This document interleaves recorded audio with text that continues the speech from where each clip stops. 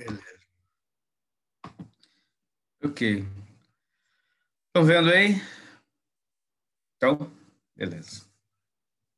Então é isso. Então, ficamos combinados assim, então, né? Achamos aí um sistema. Então, a gente vai usar o Zoom e vai ser sempre esse link, Arthur? Sim, professor, ele é contínuo. Tá, entendi. Tá Ele é bom. contínuo. Aí, tanto para as outras aulas, quanto para... Caiu a reunião, é só clicar que ele volta também, né? O Meet teria esse problema que se caísse, o senhor teria que criar uma outra reunião. Mas aqui é só ficar direto. Tá bom, perfeito, então. Joia. Gente, então, vou fazer o seguinte, então, essa parte, então, está resolvida, né? Então, dessa maneira que a gente vai se encontrar aqui, utilizando aí o período da aula de maneira síncrona,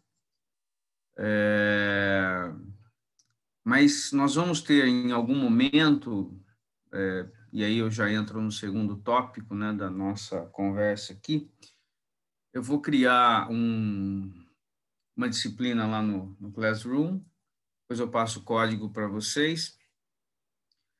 Em algum momento da aula, ou melhor, em algum momento do curso, vocês vão apresentar seminários, mas esses seminários serão gravados por vocês e disponibilizados para todo mundo, num dia, né? Num dia específico, vocês postam lá. E aí a gente vai combinar essas datas aqui agora. Então, sei lá, tem um seminário dia 20 de setembro. Então, no dia 20 de setembro, o trio, né, responsável vai gravar isso, né, num ambiente que vocês acharem melhor, e vocês vão anexar isso lá no Classroom para todo mundo assistir. Mas isso não, eventualmente não vai impossibilitar o nosso encontro, mesmo assim a gente vai se encontrar para conversar sobre outras coisas. Quando não for possível o encontro, eu digo, olha, semana que vem a gente não vai se encontrar, então fica o material assíncrono, né, um material disponibilizado pelo trio responsável. Esse material é que vai, na verdade, representar a nossa aula, né? Tá bom? Então, a gente vai fazer isso, mas vai ficando mais claro na medida em que eu for apresentando aqui para vocês o nosso curso, tá bom? Então, a gente vai ter essas duas realidades, a realidade síncrona, que é o nosso encontro aqui toda sexta-feira, a partir das 9h20, e a realidade assíncrona, onde vocês vão, né, apresentar seminários, e seminários vão ficar gravados, né, e vão ficar disponíveis para todo mundo lá no Classroom, tá bom? Mas vamos lá, então. Eu Professor, enviei... Oi. eu fiquei com uma dúvida na questão dos seminários aí que o senhor falou. A gente teria que gravar de forma, suponhamos, né? Os 3 alunos vão estar no mesmo lugar, gravam com uma apresentação onde eles aparecem a pessoa com o corpo inteiro, assim, ou pode ser gravação, que nem a gente, como se estivesse participando de uma aula pelo Zoom, assim, e postar? Como funciona? Projeta lá na tela o PowerPoint, né? E a gente aparece como se fosse a tela do Zoom, assim, falando. Como que o senhor pensou? Olha, vai depender muito de vocês. Eu estou vendo aqui, por exemplo, o Guilherme e o Arthur, né? Se vocês tiverem essa facilidade de se encontrarem na casa de alguém ou num seminário, né? Tiverem a coragem de tirar a máscara e viver sem máscara ali perto do colega, tudo bem, não tem problema nenhum, vocês podem fazer isso, né? Agora, se não for possível, vocês podem, né, combinar uma apresentação via qualquer plataforma, né? O importante é que vocês deem conta do recado. Haverá um capítulo, serão 10 seminários, né? Cada seminário versando sobre um mandamento, e, portanto, vocês vão dar conta disso da melhor maneira que vocês encontrarem. Então, não tem uma forma rígida, não. Tá bom? Ah, não, tá ok, professor. A minha dúvida era por causa disso mesmo, porque alguns colegas já estão em outras cidades, né? Mas Sim. tá ok, obrigado, viu? Beleza. Tá bom. Gente, então, olha só, eu passei também, né, esse conteúdo programático, né, de ética cristã para o Arthur, acho que ele já disponibilizou para vocês, mas eu vou, mesmo assim, reproduzir aqui no conjunto de slides, falar um pouco a respeito do curso, né? O curso, eventualmente, nós teremos aulas, né? Nós teremos aulas que serão aulas expositivas. Eventualmente, nós teremos textos de apoio, isso eu vou encaminhar com, né, uma certa antecedência, na semana anterior. Pois olha, semana que vem eu vou dar uma aula, eu gostaria que vocês lessem esse texto aqui. Esse texto não é a aula, mas esse texto ele ajuda a compreender alguns tópicos importantes. Em outros momentos, né, a aula vai estar baseada no texto, então serão sempre textos de apoio, textos que deverão ser lidos, né, com uma certa antecedência para a gente poder fazer a aula na semana seguinte, tá bom? Bom, então vamos lá. É o seguinte, né? Esse curso de ética cristã, a gente, quando fala a respeito de ética, a gente está falando de uma área de conhecimento que é tão antiga quanto a própria filosofia. A filosofia é um campo de conhecimento enorme. Há muitas disciplinas que estão inseridas, né, que fazem parte deste campo filosófico. Entre essas disciplinas está a ética. Então, ética, lógica, história da filosofia, filosofia da história, né, epistemologia, ontologia, são disciplinas, né, que compõem o campo filosófico. E a ética, portanto, é uma área de conhecimento, né, que existe de maneira sistematizada há pelo menos 2.500 anos, né? Tão antiga quanto a própria filosofia. Isso significa que nós tivemos um ponto de partida, já que eu consigo historiar, né, a sistematização da ética. Isso significa que é um processo histórico, portanto, não é um processo, né, aleatório, né, atemporal, é um processo temporal. Os grandes pensadores no campo filosófico, de alguma maneira, tiveram que tocar, né, na temática da ética. E a temática da ética, inevitavelmente, desemboca numa questão social. Por isso que, geralmente, minha área, por exemplo, do doutorado é uma área de ética e filosofia política. Porque, necessariamente, né, você, quando fala a respeito de valores, esses valores, eles são valores individuais, mas nós não vivemos de maneira isolada, né? Como dizia Aristóteles, só não vive no Estado, só não vive na polis, só não vive em sociedade alguém que é um deus ou uma besta, né?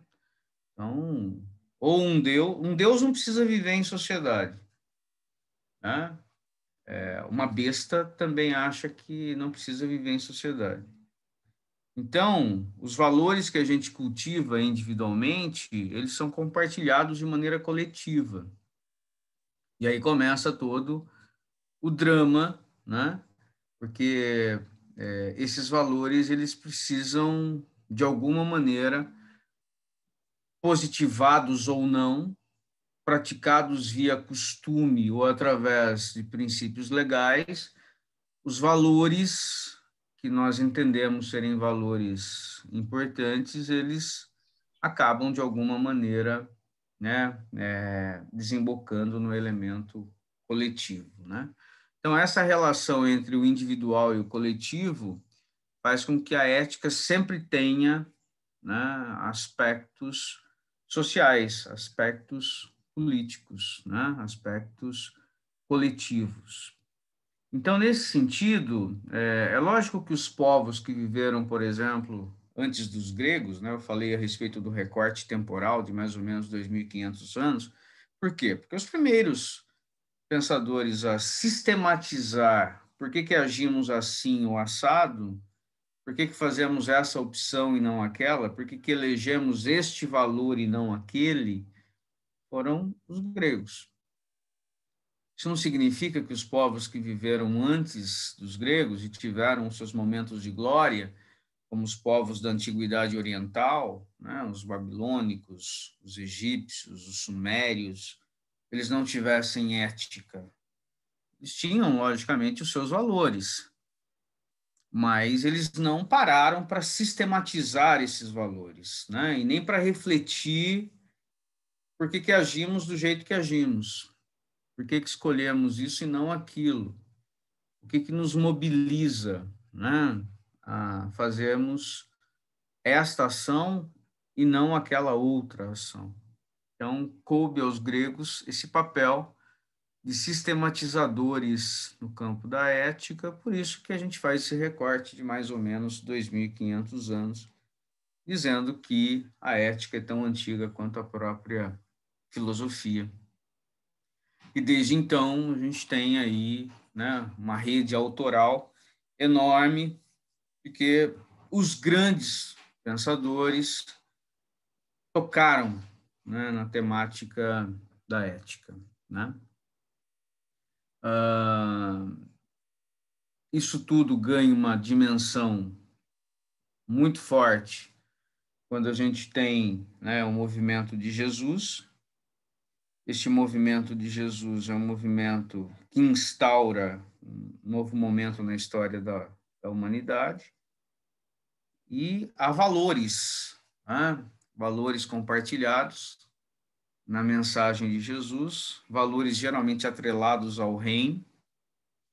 Vamos lembrar que a grande mensagem de Jesus é o reino de Deus, né? Esse é o grande assunto na boca de Jesus. E esse reino de Deus possui os seus valores.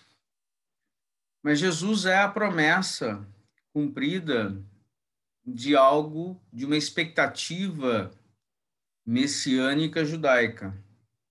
Isso nos coloca o outro pé na outra canoa, né? Na tradição judaica. E essa tradição judaica tem também, né, o seu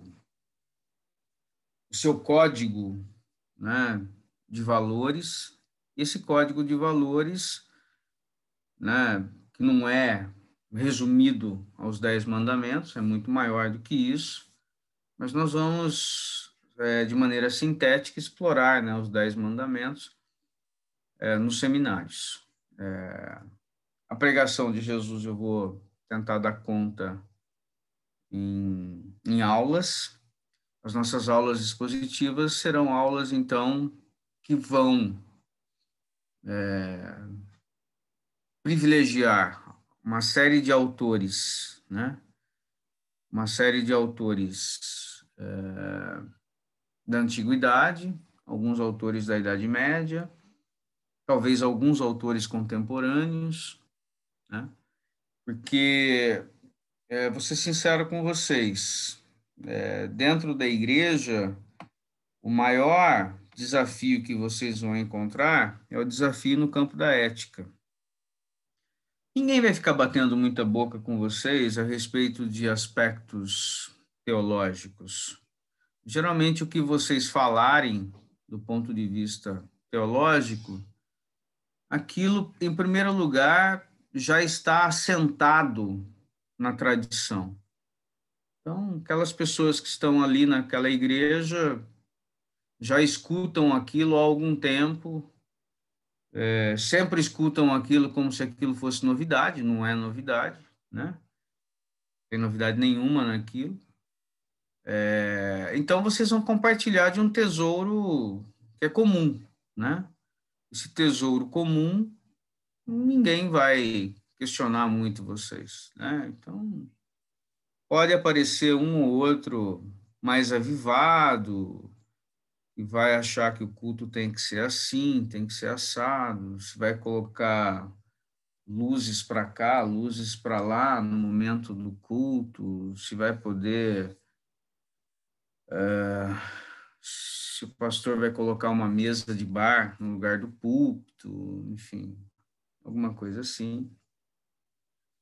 Mas isso tudo, enfim, vocês não vão ter muitos questionamentos a respeito de aspectos doutrinários, aspectos teológicos, isso não é tão problemático. O grande problema que o pastor enfrenta são problemas no campo dos valores, dos costumes, no campo da ética, no campo da moralidade. Não só os seus valores pessoais, né, os seus desafios pessoais, se manter ético, mas, acima de tudo, ensinando as pessoas a como viver a autenticidade do cristianismo a partir da vivência de determinados valores, né? A partir da prática de determinados valores. Isso tem a ver com o saber agir, e o saber agir tem a ver com a ética. Então, o grande desafio que vocês vão ter no ministério é sempre um desafio no campo ético, é sempre um desafio no campo moral, seja o desafio no campo ético com os valores pessoais que vocês cultivam, né? Coisas que vocês topam fazer e coisas que vocês não topam fazer. E também os desafios que as pessoas trazem para vocês, né? Perguntando o que é certo e o que é errado, a respeito de uma série de temas, tá bom? Então, nesse sentido, né, essa disciplina que aparentemente é uma disciplina, assim, meio cosmética, né? Ética, não, tranquilo, eu já sei o que eu tenho que fazer. Não é bem por aí, né? A coisa é muito mais complexa, é muito mais difícil do que a gente pode imaginar, né? Tá bom? Então, por isso que a gente vai ter que pensar esse campo de conhecimento como uma grande, um grande desafio para nós, né? Um momento de reflexão. Então, vamos lá. Tem não sei por que inventaram de fazer uma live dos aniversariantes do mês no Mackenzie e colocaram o meu nome. Eu não consigo sair desse negócio e fica uma musiquinha infernal, porque é uma necessidade de, a cada coisa que se fala, essas pessoas ficam colocando amém, amém, amém. E aí fica essa musiquinha infernal de fundo aqui que está me atrapalhando. Mas, enfim, vamos lá. A cada coisa que se diz, alguém precisa dizer amém. Está parecendo, acho que tem mais pentecostal no Mackenzie do que eu podia imaginar. Mas vamos lá. Agora acho que parece que terminou a reunião. Tá bom. Então, pessoal, o grande desafio, né, de vocês, não, eu só tenho uma retardatária aqui que está ainda dizendo amém. O grande desafio de vocês será exatamente no campo, né, no campo ético, tá? E aí eu vou tentar apresentar para vocês algumas escolas no campo da ética, alguns autores importantes, alguma literatura para vocês pensarem, né? Essas coisas que aparentemente são simples, mas não são, né? A minha geração, por exemplo, foi uma geração que viveu e estudou na época do regime militar, e o regime militar idiotizado, lobotomizado do Brasil, achava que poderia ensinar valores criando disciplinas como, né,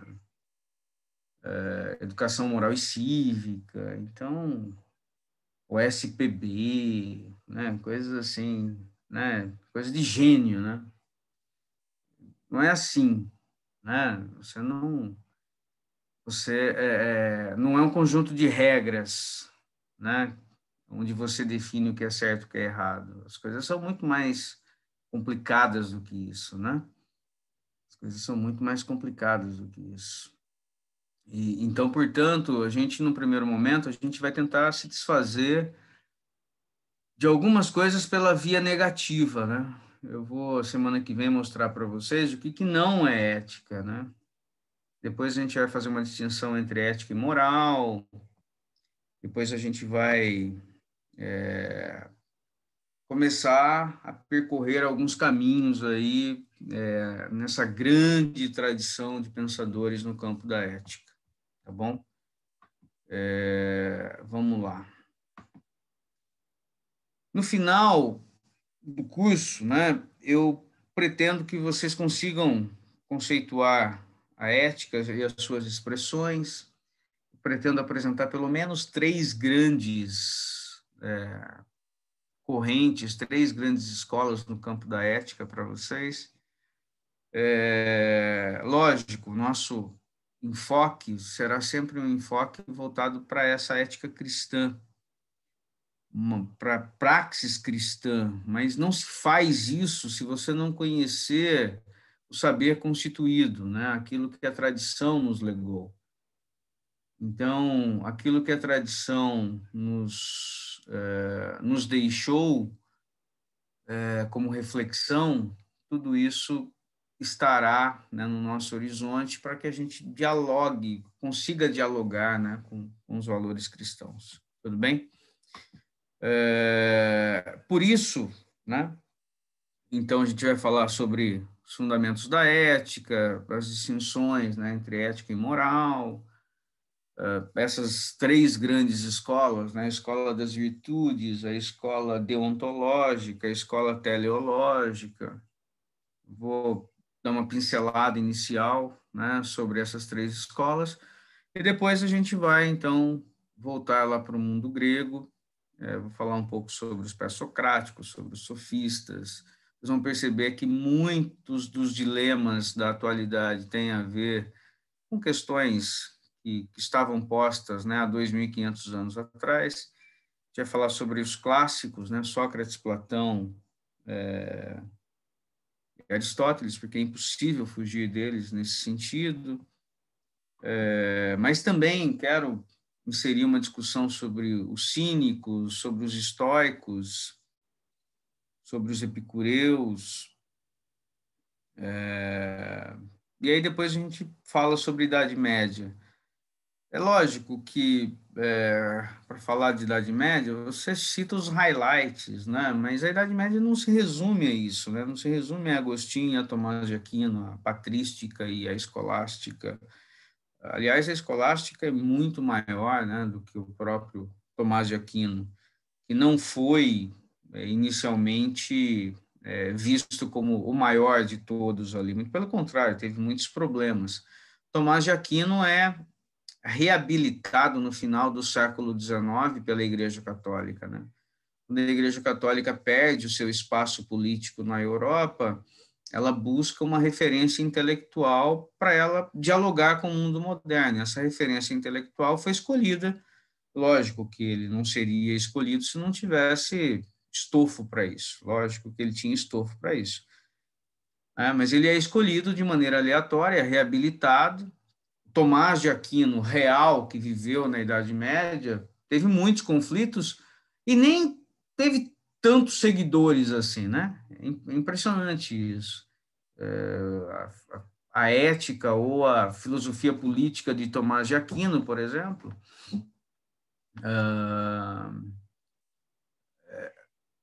é aplicada logo na sequência por um discípulo dele, pouquíssimo conhecido, chamado João de Quidor.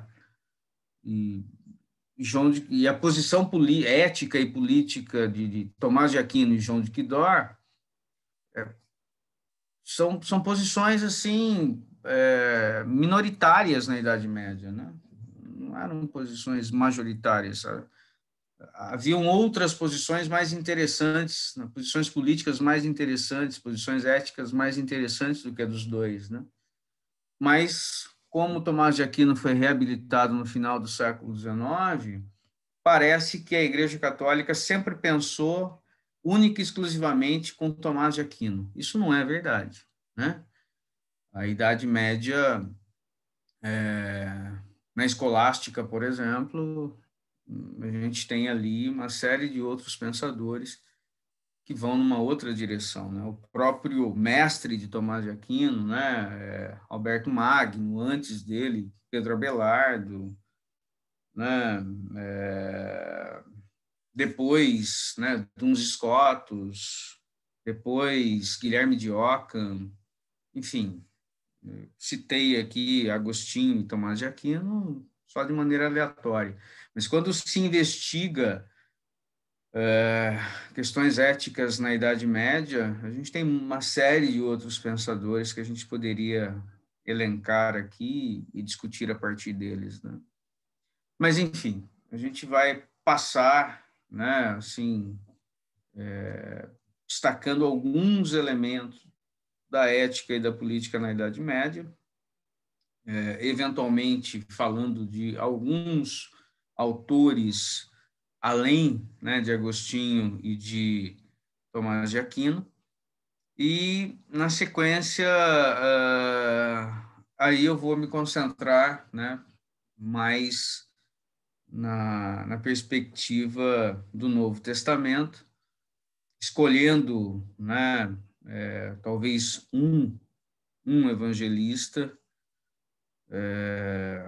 eu não sei exatamente ainda qual eu vou pegar, para apresentar uma visão, né, de Jesus. Não sei se é o Jesus de Mateus, se é o Jesus de Lucas, se é o Jesus de João, se é o Jesus de Marcos, né? Não sei.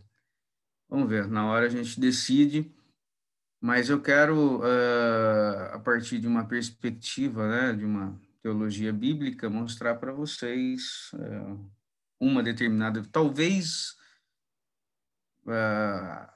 o Jesus da tradição lucana, né? Porque aí eu consigo encaixar Atos também e mostrar não só as palavras de Jesus, mas também a organização eclesiástica que se dá a partir dessa tradição lucana, né? Então, vamos ver. A gente faz isso da metade do curso para frente, tá bom? E aí eu consigo dar conta, né, desse referencial todo. Como eu disse a vocês, eu aqui falei até a Idade Média, mas talvez eu coloque alguns autores contemporâneos. Há uma discussão que geralmente eu insiro aqui, que é uma discussão sobre a ética, por exemplo, no século XX. Eu posso citar um Michel Foucault, ou um autor não tão conhecido assim, um que eu tenho gostado bastante, que discute a questão cínica, é um sujeito chamado Sloterdijk, que é pouco conhecido aqui do Brasil, né? mas é muito importante para a gente pensar essa temática no campo da ética. Mas não esquentem a cabeça com isso por enquanto, tá? Então vai ser assim, né? Aulas expositivas, o recorte temporal começa na Antiguidade, passa pela Idade Média, e eventualmente alguns autores contemporâneos, e desemboca, né, na prática de Jesus, fazendo uma leitura específica, né, de uma tradição evangélica, de uma tradição de um evangelista, não vou dar conta de todos eles, mas, né, acho que um evangelista que lança luzes sobre a figura de Jesus, isso acaba sendo importante, tá bom? E aí a gente faz a nossa primeira prova dia 17 de setembro. Essa data aqui é uma data importante para vocês. E aí, então, marquem, por favor, 17 de setembro. A gente vai ter, a exemplo do semestre passado, a gente vai ter quatro notas, né? Então, vão ser 2 provas, essa prova intermediária e uma prova final. E aí, no meio, a gente tem 2 outras atividades, né? A gente vai ter uma resenha, tá bom? E a gente vai ter a apresentação do seminário. Então, serão 4 instrumentos avaliativos. Então, a entrega da resenha ficou para o dia 29/10. Também vocês vão postar lá no Classroom. Então, eu deixei aqui 2 opções para vocês. Tá? A primeira opção é a ética protestante e o espírito do capitalismo. Até o ano passado, eu não dava essa obra porque eu imaginava que vocês tivessem lido em sociologia. Mas aí as turmas me disseram que, quer dizer, a turma do ano passado me disse que a turma não tinha lido. Aí eu falei, bom, é impossível passar por um curso de teologia sem ler esse clássico, né, do Weber. Então, eu deixei como opção. Uma outra opção é do Bonhoeffer, é um livretinho, né, intitulado Ética, é uma coleção, né, de artigos, onde ele discute alguns temas, né, no campo da ética. Vocês podem escolher uma ou outra obra. Do Weber, vocês estão vendo aqui? Vocês não estão me vendo, né? Deixa eu abrir aqui, ó.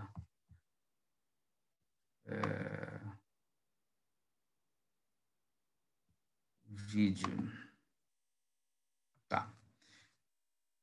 Olha, essa versão aqui é a versão, é a edição talvez mais interessante. Alguém já tiver uma outra versão, pode usar, não tem problema.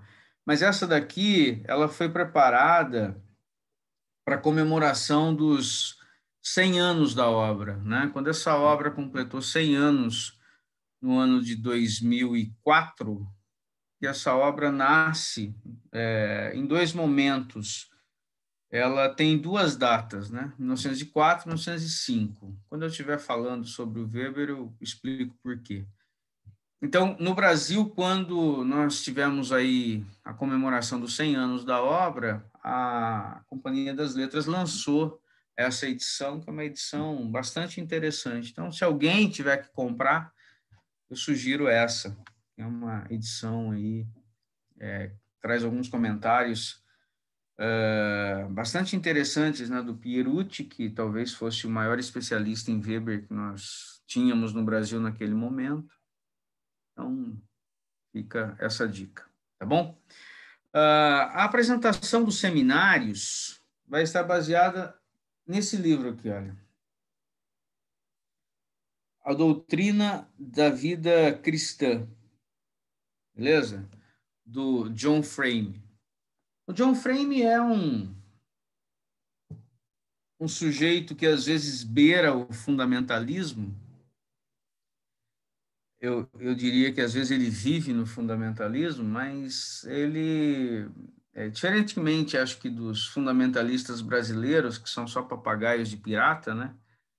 O John Frame ainda faz uma reflexão, né? Ele abre a possibilidade para pensar algumas coisas, então acho interessante. Então eu indico essa obra, né?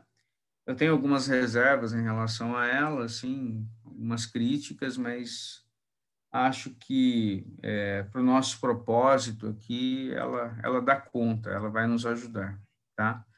Então, o livro é gigante, né? Mas há um determinado momento em que ele discute só as questões relacionadas aos 10 mandamentos. Então, é isso aqui que nos interessa, né? É isso aqui que nos interessa. Então, nós temos aqui algumas sessões, e na parte 4, né, segundo o sumário, nós temos aqui uma análise dos 10 mandamentos. É essa parte aqui que nos interessa. Começa na página 373 e vai até a página 810, tá? Então, essa parte que nos interessa é sobre esta parte do livro que nós vamos fazer os nossos seminários, tá bom?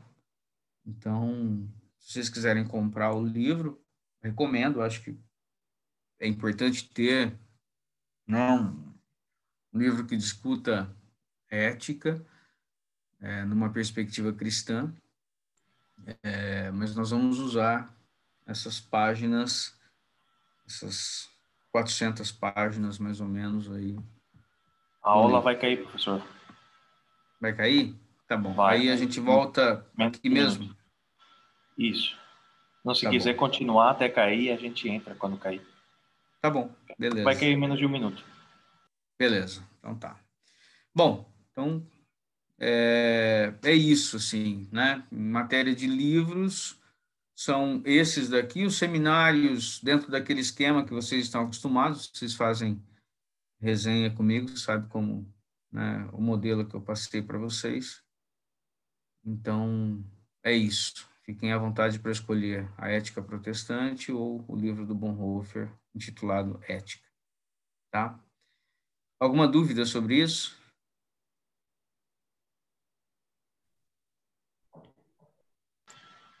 Na sequência, depois que a gente voltar, a gente vai dividir aqui os seminários, tá?